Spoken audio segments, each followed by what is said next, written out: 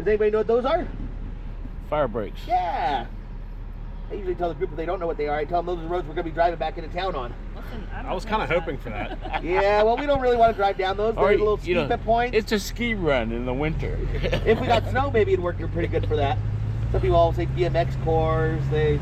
I get all kinds of different answers. I grew up in California. I know all about fire breaks. That's usually what it is. Yeah, usually if you grew up in California, you know about fire breaks. But yeah, after the fire in 1950, they realized they needed a way to kind of break up any fire. So each year, in fact, they just got finished doing it just now. They bulldoze all the vegetation off those ridge lines. So if there ever is a fire, burns right up that ridge line, has no fuel left to burn, it kind of just puts itself out. Our most recent fire destroyed town was 2007, and those fire breaks, they worked. They produced in our town. That gate we just went through, that is as far as the golf cart can go. So we will not be seeing another golf cart for a while. I always breathe a nice sigh of relief going through that gate there. Yeah. Off to our right is our zip line. Anybody ever done the zip line? Done the one here? We've done zip lines, but not here. Not here? Oh, ours is a lot of fun. You start at the beach at the bottom. It's called Descanso Beach. That's where you get your helmet, harness, trolley, all your safety equipment. They then bring you on a bus up here to the top of the hill. You start at that first platform that's kind of right behind us, right behind that gate we just came through. You go from that platform to this platform to the right by the power poles. That's little baby zip line. That tests your courage. If you get a little too scared, you can go up the exit path there to the road and do the walk of shame down. Yeah. But everybody's gonna know you took it out because you'll be walking down with your helmet in your hand. If you still got the guts, you continue on. You go from that platform all the way across the canyon to the platform on the far side. And that zip line there is about 1,000 feet long. Sits about 300 feet above the ground. And I hear you get going about 45 miles an hour across that zip line there. From that platform, you then come back to this side of the canyon where we can't see the platform. It's on the other side of the hill here close to us. From that platform, we go to the one to the bottom of the canyon, down there by the road, and then right back down to the beach. You do get to do all 5 zip lines at one price. They're not like individually priced or anything. I think it's $150 per person to do. A lot of fun. I do highly recommend it. I've been on it 4 or 5 times. I do. And I do recommend it even after getting stuck on the thing. I'm going across the road and check out the view. Should have just been turning my head rather than my whole body. That caused the trolley to rub up against the wire.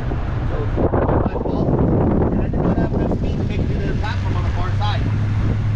I ended up sinking back out to the middle of the zip line. I was out there dangling for 5-10 minutes with nothing below me except for the ground. The guy had to come out, attach a rope to me, go back to the platform, and pull me back in. What made it even more embarrassing was my dad was up on the road watching the whole thing. Giving me some nice fatherly words like, hey, does that look like it's 300 feet down to you? Oh, that wire looks a little frayed. I don't know if it's going to hold. Okay, thanks, Dad. Luckily, I'm not afraid of heights, so it didn't bother me too much. I continued on. If you don't want to do it because you are afraid of heights, they do offer night zipping. So you can come up here in the dark. They can't see the ground. Except fear heights right away. I'm not saying it doesn't replace with a different fear, but it is still pretty thrilling. This road we're driving on up the top of the hill, this is called Stagecoach Road. The reason it's called that is because the prior owners down, the Bannings, they had a lot to do with the early transportation in California. They had railroad lines throughout the state. They had stagecoach lines as well. If you've heard of Banning, California, that city was actually named after them. That was one of their major stagecoach hubs. When the Bannings had the island here, they did have a stagecoach that went from Avalon all the way to the other little settlement of Two Harbors, at the other end of the island. In those days, that was quite a journey. It would take those stagecoaches 2 days to get all the way across the island. Just to get from Avalon to the top of the hill here to the summit, it would have taken those stagecoaches an hour and a half. So those horses pulling that carriage full of luggage, people, gear up the hill, well, they would have got a little tired. So they built a couple of these rest stops in for them. First one coming up on here is called Wishbone Loop.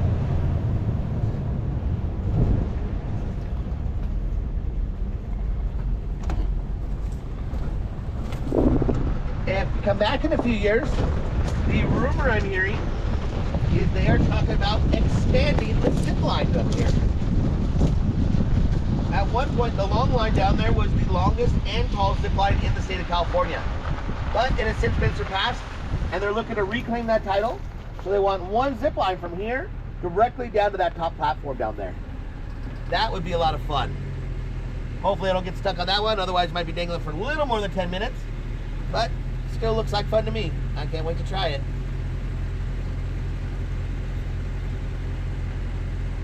As we came in on the boat, you may have seen these big kind of white buildings. Looks like a hotel or resort or something, kind of right outside of town. These are condos. This is called Hamilton Cove. And Hamilton Cove here, this was the last extension of town. What Hamilton Cove has left to build on is what they already have cleared on the hillside there. So that is as big as Avalon is ever going to get. The rest of the island, the way we see it today, is the way it's going to stay. I think that's pretty awesome. So who controls that? The Catalina Island or the Conservancy? Conservancy, yeah. So they have to give a permit to get in, to do anything. They wouldn't even do a permit. That's right. Their whole mission is to be a good steward of the land, to keep it in a natural state. That's what they're trying to do. So okay. they don't allow any building or anything out here. Well, like the Zipline, you need to get a permit from the county? Well, that's the island company property down there. Uh-huh. So that's the Wrigley's property. So they could deal with it. So only Avalon is in LA County. No, the whole city is the whole island is part of LA County. Okay. The city is just like where the populated area. Right. Condos down there in Hamilton Cove, they are a little pricey to buy a place out there. The cheapest unit I'd seen being sold out there was a studio unit, and that studio was going for about just underneath $1 million for a studio. Huh. There's a new unit they're building out there. It's like at the top of the hill overlooking the ocean. There's about 4 levels, all one unit. I hear that unit's going for about $8 million. Wow. A little pricey to buy a place out there. But next time you come over and stay for the week or weekend, you can rent a place out there. They do offer some of those vacation rentals out there. And including your stay at Hamilton Cove, you do get over to a golf cart. There's a private chef or a private beach. There's a mini golf course, pools, gym, volleyball courts, tennis courts. You know, all those necessities that you cannot live without. Yeah. And staying out there, you never know who your neighbor could be. Barbara Streisand owned a place out there. Nicolas Cage owned a place out there. Most recently, I heard Bill Maher bought a place out there. So you could have a famous neighbor and not even know it. Like I said, the reason the rest of the island is going to stay the way we see it today is because of the company I work for, the Catalina Island Conservancy. In 1972, Philip Wrigley, he set up the Catalina Island Conservancy, and then he deeded 88% of the island to the Conservancy. Just gave him 88% of the island. The reason he did this was because he knew that when his dad bought this island, William Wrigley Jr. wanted this island left as the last bit of wilderness left in Southern California. He did not want the island turned into a concrete jungle like LA. Yeah. In order to prevent any future heirs from developing parts of the island or selling off plots, Philip Wrigley set up the Catalina Island Conservancy as a 100% non-profit corporation, and he gave them the instructions to keep it as close to the natural state as possible. They've done a pretty good job of that. You get up here at the top, you'll notice how natural it is. I know I, for one, would hate to drive up here and see a Walmart or a Target or something like that. For over 50 years now, the Catalina Island Conservancy has been doing a very delicate balance of recreation, education, and conservation. They want a little bit of all three of those, but not too much of any one of them. You want to be able to let people come up here and enjoy the island by going hiking, biking, camping, come out here on tours, enjoy the island that way. But you also want to learn from the island. You want to learn about the plants, the animals, ecology, the history, all that good stuff. But if you do too much of either one of those, future generations will not be able to do the same. It's a very delicate balance, but the Conservancy's handled it pretty well.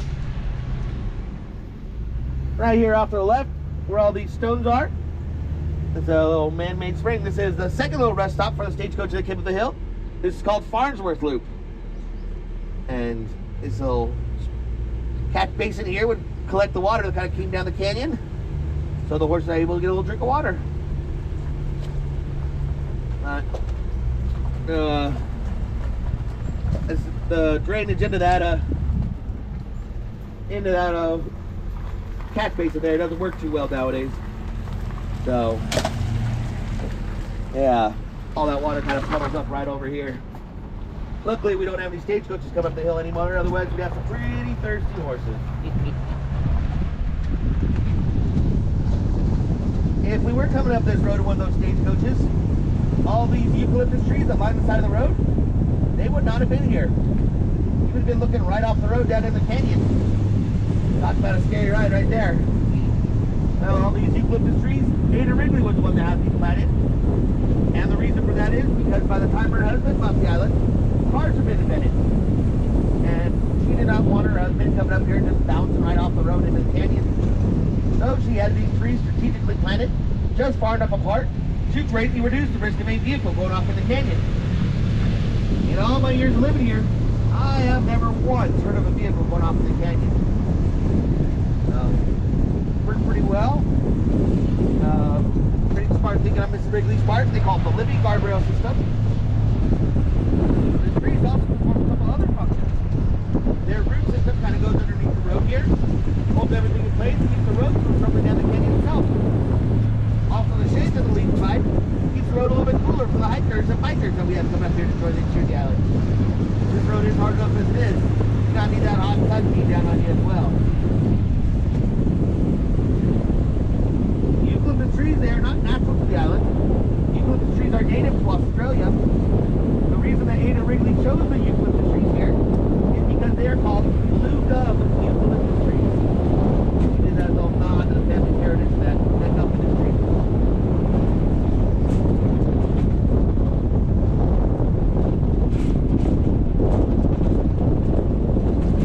We're now approaching the east summit. Here we are at an elevation of about 1,450 feet. And on a clear day, we can see as far south as San Diego, which would be down to the right. And far north as we see from up here on a clear day would be up near Santa Barbara. Got a little bit of a haze out there today, so can't see much of those beach cities. Might clear out by the time we get back. We gotta go back down the same road, so we'll have a look on the way back in. Straight ahead of the vehicle, these kind of the twin peaks are peeking up above the clouds. That's Saddleback. That's up by like Irvine, Santa Ana area. Normally we'd be able to also be able to see Mount Baldy from up here, up by like Ontario, Pomona area. What looks like another little island out there, that's actually the Palos Verdes Peninsula. On a really clear day, we would actually be able to see downtown LA from up here, all the tall skyscrapers. And we'd be able to see one of our local ski roads called Big Bear from up here. So you get a pretty good view. I'm told you could also see the Hollywood side from up here, but I don't know how true that is. Never actually seen it myself, and I know there are tall tales told over here. I think that might be one of them. I do know this is a really good place to come watch 4th of July fireworks, though. You get all fireworks shows all up and down the coast. Coming back to the island, down here to our right, down here kind of where these boats are, this last point sticking out of the water, that is called Long Point. That is the widest part of the island. From Long Point to China Point on the backside of the island is about 8 miles wide. At the narrowest part of the island, the little settlement of Two Harbors, the island is only about a half a mile wide. From the east end to the west end, the island is about 21 miles long, makes it for about 76 square miles, or about 48,000 acres. So Catalina is a lot bigger than some people think it is. Some people see Catalina on the map, they see some small little island, come out here and they realize there's a lot more to it than just that 1 square mile of Avalon. In the distance to the right, the triangular mountain with the radio antenna on top, that is our second tallest peak on the island. It's called Mount Blackjack. And Blackjack stands just over 2,000 feet tall. At the base of Blackjack is a campsite. And that is one of the nights stay for hikers on the Trans-Catalina Trail. Trans-Catalina Trail is a hiking trail that has one end in Avalon. Kind of makes a loop around the west of the island. And the other end is the other little settlement of Two Harbors. It's a total of 38.5 miles. It takes most people 4 days to complete. Those hikers are starting in Avalon. They have taken all the way to Blackjack there for their first night stay, which is just in itself about an 11-mile hike. So I definitely don't think I'd be going any farther after that. Off the left here, this is Wrigley Reservoir. This is a holding reservoir for our fresh water. And yes, there is water in there. That water is just already been purified and cleaned. It's all ready to go. They do not want a bison taking a bath in there, any kind of evaporation happening, so there's nothing coming on top. Fresh water is very precious to us here on the island. We do not have any pipes or anything connected to the mainland, so all our fresh water has to be collected here on the island. This reservoir is being fed from our main reservoir in the center of the island, and that's where all the rainwater is collected. Which rainwater makes up for a majority of our fresh water here on the island. We do have a desalination plant, which takes the salty ocean water and makes it into fresh clean water for us. But that desalination plant is as big as they can make it. It only makes up for about a third of our usage, so they're still very dependent on that for rainwater. That's the other 2/3 of our fresh water there. Some year we don't get on that rain, and we're going in a drought, and we have to do water rationing right now. Not a fun thing to do. There are some wells here on the island, but the wells are we're so close to the ocean, that well water, the fresh well water mixes with the salt water, it makes it what they call brackish. Not okay for us to drink, but they do use that well water to water our golf course, and the Wrigley's will use it to water some of their vineyards at their little private ranch at the center of the island. We'll be going through that a little bit later on in the tour. Check that out. Off to our right, these trees with little cages around them, this is what's called an endemic species. An endemic species is a plant or animal that is only naturally found in one location on the earth. It's not found anywhere else in the world. This is called the Catalina ironwood tree. Along with this ironwood tree, we do have over 60 plants and animals that are not found anywhere else in the world. We'll probably see a squirrel running across the road today. That's endemic to the island, not found anywhere else in the world. We also have probably see a little bird called quail. It's like a little roadrunner, a little 8 or 10 inches tall, has a little dongle thing hanging above his head. That's also endemic to the island. We have we also have a little fox. Could possibly see one of them today. They're primarily nocturnal animals, so they like to come out at night. But we could possibly see one. Kind of got like salt and peppery color in the back and like a white breast color underneath. They're also endemic to the island. We have a cherry tree, and we have a small little mouse called a shrew. Not found anywhere else in the world. So, got a pretty unique little island here. These ironwood trees, they are rather young trees. That's why they got the cages around them. They're planted after a fire came through here in 2007. So, these cages will protect the trees from the deer that we have on the island, like eating the new little leaves off of them. The bison will come up and use them as a scratchy post, just kind of knock them right over. So, these cages will protect the trees until they're big enough to be able to protect themselves.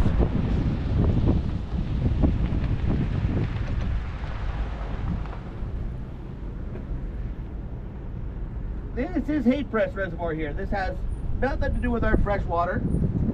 This is just a water hole for the local wildlife. It is a man-made reservoir. It was dug out by the cowboys in the 1800s. At that time, the island was primarily used for ranching. So at one point, we had over 10,000 cows here on the island. We had goats, we had sheep, we had pigs, we had all different kinds of livestock. And we only get about 12 to 14 inches of rain average per year. So those cowboys realized they need to collect as much of that rain as possible, so the livestock would have something to drink year-round. We do have a few of these man-made reservoirs on the island, but we do only have one natural lake. As we go past that, I'll actually point it out for you. Not very big, so see that when I point it out. Our rainfall normally, like I said, we get 12 to 14 inch average. The last couple of years were pretty good. Last year they said we got about 23 inches of rain. This year they say we're already at about 16 inches of rain. And about a few years before that, it was looking a little dry. One year we only got about 5 inches of rain. Before that we had about 6.5 inches of rainfall. And we definitely got to conserve our water over here. A little park down here to our left, this is Hate Press Day Park. A little place where locals can come up, escape the chaos of town. Let the kids play some park, there's burgers on the grill, just relax for the day. It's also a good place for hikers on that Trans-Catalina Trail. Coming down the hillside there to our left, they're able to stop down there at Hate Press, refill their water bottles, relax in the shade before continuing on up the trail. I'm sure we'll see a few hikers on that trail today. It's a pretty popular trail.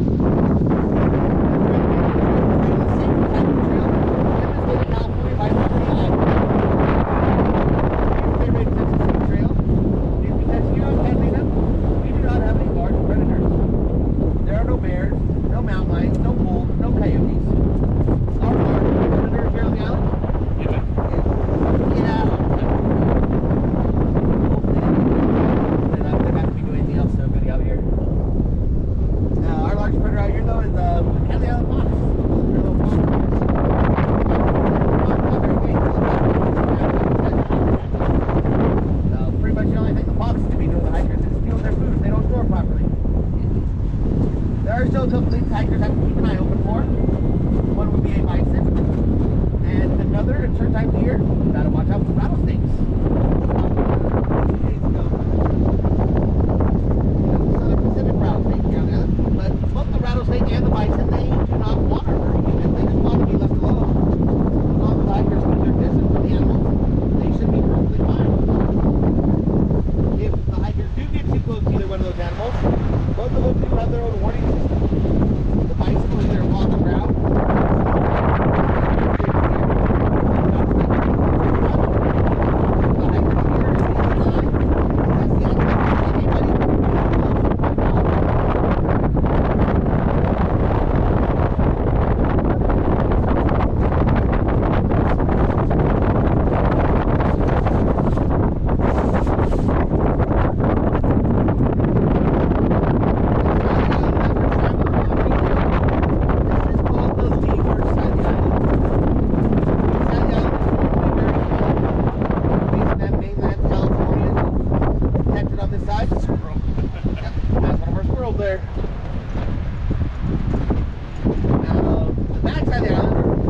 Side of the island. See that a little bit later on the chart. That's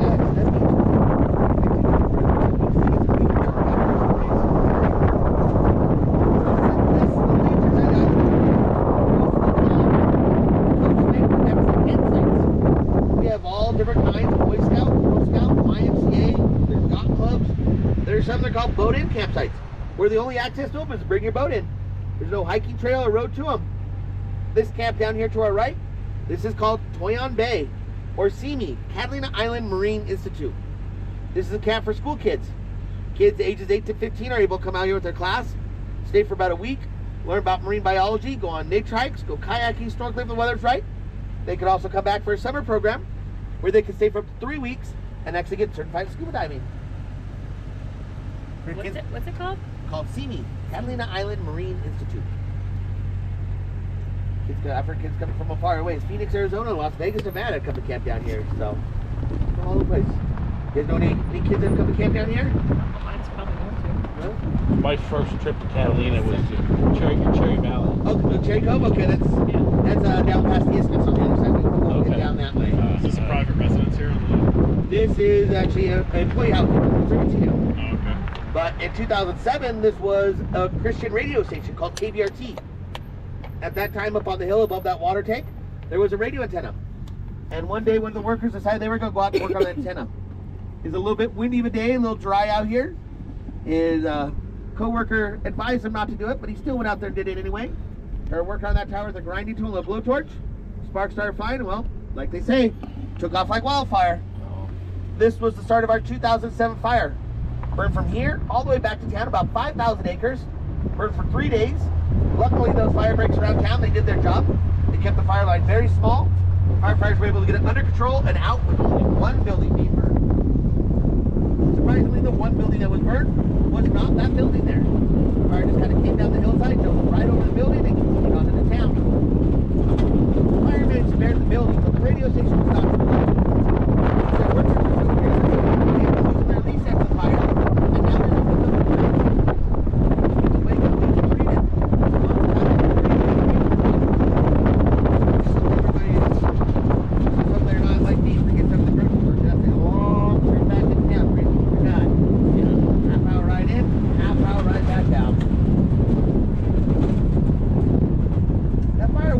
Crazy fire. They actually ended up evacuating the town, so all the locals go stay with friends or family on the mainland. Here on the island, we do have a city fire department. We also have a Los Angeles County fire department. And we do have a volunteer fire department as well. But even with the big fire department, we still do not have enough firefighters to find a wildfire. So they help with the airport. So they actually got a bunch of trucks coming from the mainland.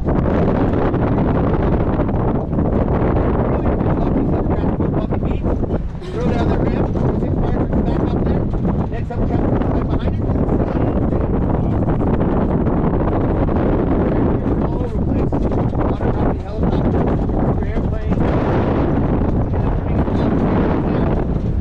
A lot of old dry buildings in town, and they're built very close together. Everything is those firefighters.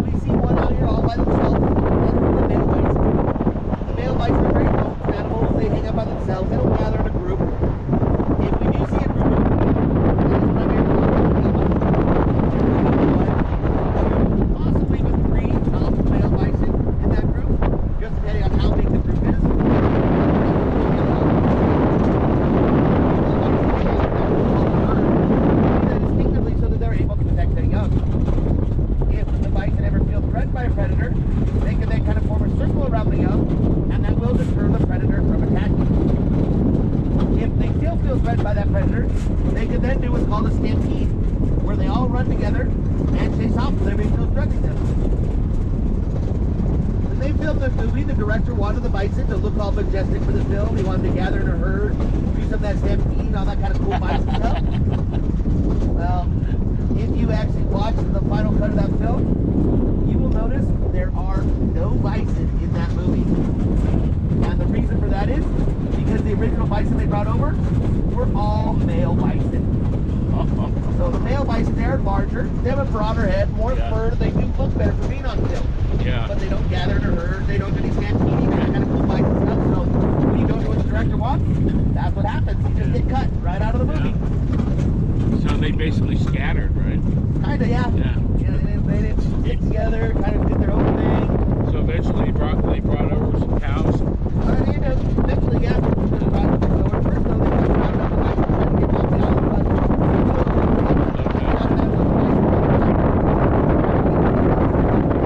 but we have most beautiful weather year round.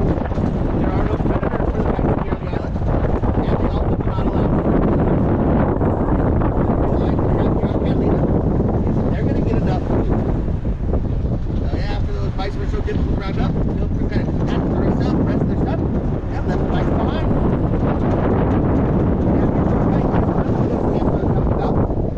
This is called White's Landing, and you can come out here to White's Landing and do a thing called glamping. You guys know what glamping is? Mm-hmm.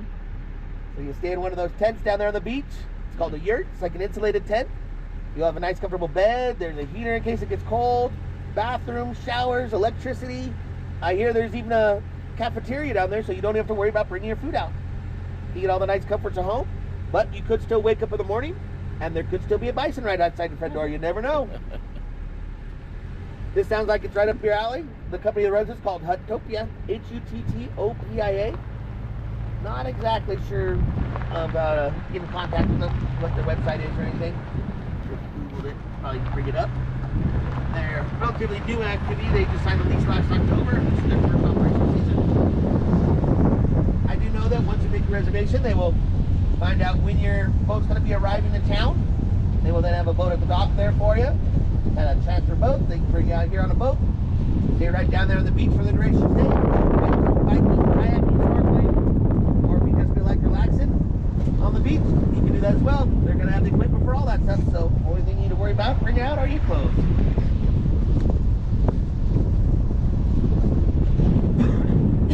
After the movie crew left those bison behind, after 2 years, Mr. Wrigley, he got the idea that it's a lot easier for some people to come to Catalina to see the bison rather than going to Colorado, Yellowstone, South Dakota, anywhere like that.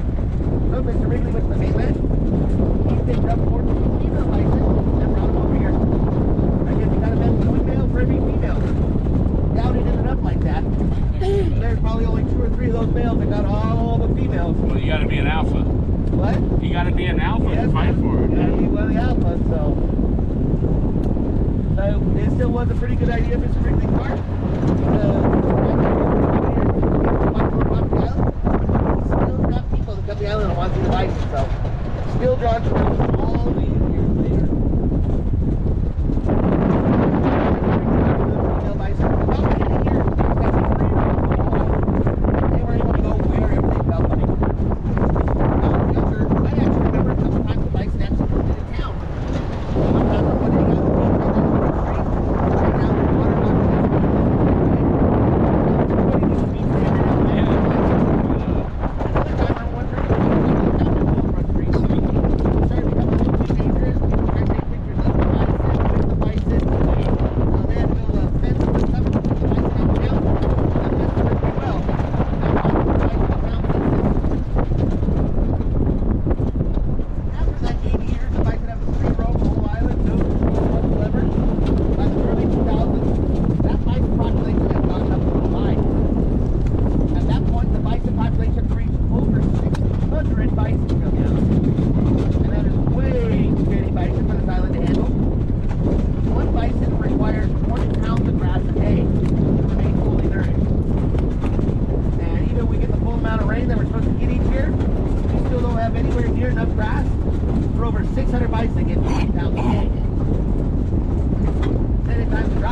grass dries up, the only thing the bison then have to resort to eating are the bushes. And the bushes are not good for them to eat.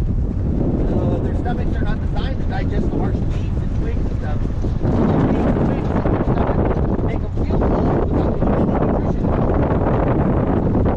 So with the amount of grass we have here on the island, we found that the perfect amount of bison is about 150 bison. 150. So, Conservancy needed to thin down that herd a little bit. Now they put out the word. They said, anybody who would like a free bison, we will give you a free bison. But they did have a couple conditions. One condition was the bison had to be treated humanely. Conservancy did not want the bison being kept in a pen or a cage. Also, How about if you just keep it in the freezer? yeah, they didn't want that either. Oh, okay. That was their second condition. Yeah. All right. Couldn't be slaughtered for just the beef. Yeah. So not too many people have enough room for bison to get 20 pounds of grass a day. Yeah. And a whole lot of other people just want to turn them into burgers, jerkies, tacos. Yeah. So initially they didn't have too many takers on the free bison offer. They did get rid of some wild animal parks and zoos, but nowhere near the almost 500 they need to get rid of. Down here to our right.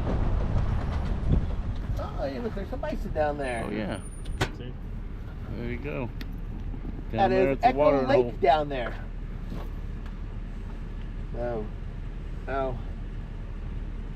That is Echo Lake. That is our only natural lake on the island. As you can see, definitely not big enough for 10,000 cows to get a drink of water. Yeah.